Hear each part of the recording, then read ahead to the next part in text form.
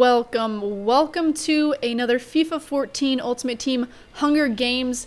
I am the president and your host of this show, Fang Banger, and last week, if you were not able to see that episode, I'm going to have a link in an annotation for you to be able to see that.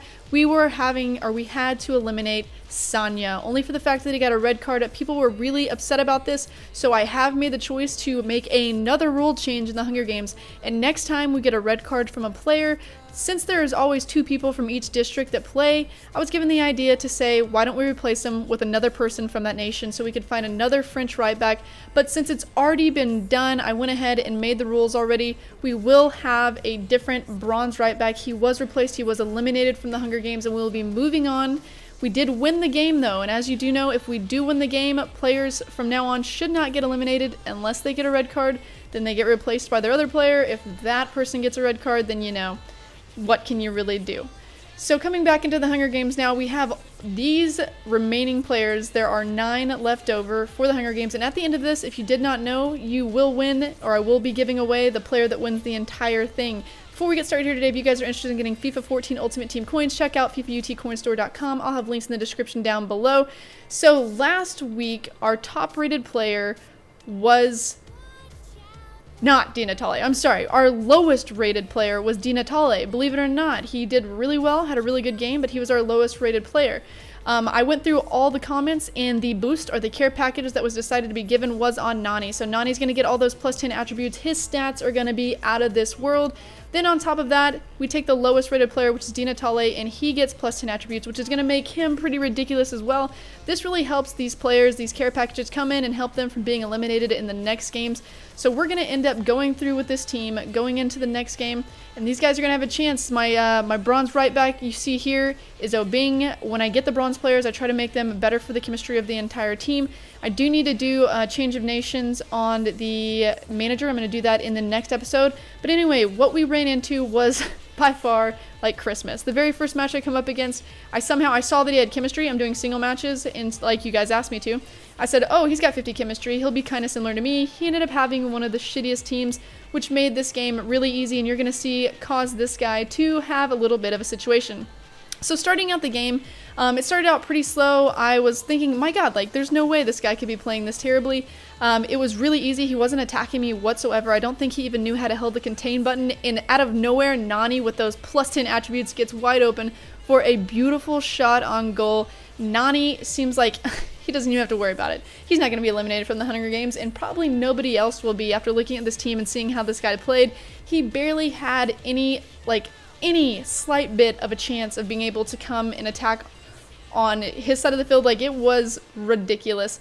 And so I decided I don't want this guy to quit. Like, what am I going to do on the Hunger Games if the people I'm playing against quit? Because it happens a lot in FIFA.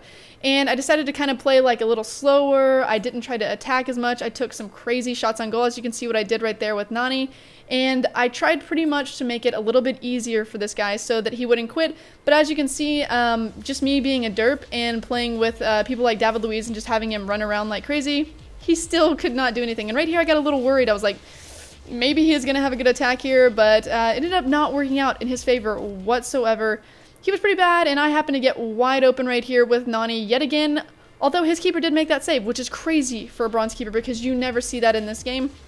But fortunately for me, all I could do was sit here and play around. I should have tried some skill moves, did some work with that. I feel like since the patch, the game has gotten a little crazy, but I get a huge shot on goal from Di Natale right there. I mean, whoa. At this point, I'm thinking, all right, this guy is either going to quit or he's got to be like the nicest player out there. We did have kind of terrible connections, so I will give that to him, but he continues going.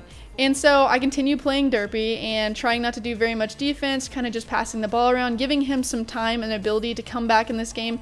And it just wasn't working out. Like, he could not hold the ball. His passes, I guess because his chemistry was so bad and because he had bronze players and like a mixture of silver players and all these other gold players, he just had no shot in hell.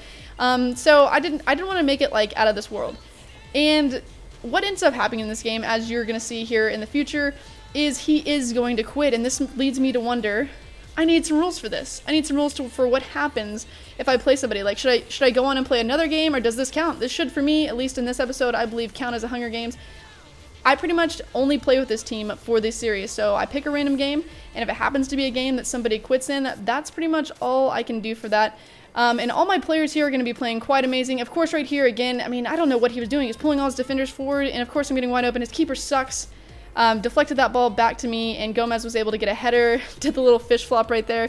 And this is about the time he gets down here, and I just continue to take the ball from him and don't let him get anywhere close to having a shot on goal. He had 0 shots on goal, and this is about the time he said, YOLO, I'm out of here. He goes ahead and he quits the game, which is very unfortunate because I think that's not something you should be doing. Rage quitting is not fun, but hey, it's the Hunger Games. We have Di Natale with a 10.0 rating, Gomez with an 8.1, and Barbo 7.5, Ilya with a 6.5 it looks like, Nani with an 8.4, David Luiz 6.2, Sergio Busquets 7.2, doesn't matter about the bronze players, Radu 7.6, and Benicio was 7.4. The eliminated player in this game would have been David Luiz, but luckily for him, he was not eliminated. He gets to continue on, and all these players will have a second chance to be able to be a part of the Hunger Games in our next episode, which should be coming out in a few days. That's going to be it for this episode, though, guys. If you did enjoy it, don't forget to hit that thumbs up button. It really does help get the content out there to other viewers. If you haven't subscribed to me, why the hell not? We are going to be moving on with this. If you have any other ideas that you'd like to hear from me, I always like to see them down in the comments below. Let me know exactly how you'd like it to go. Happy Hunger Games to these players, though, and may the odds be ever in their favor.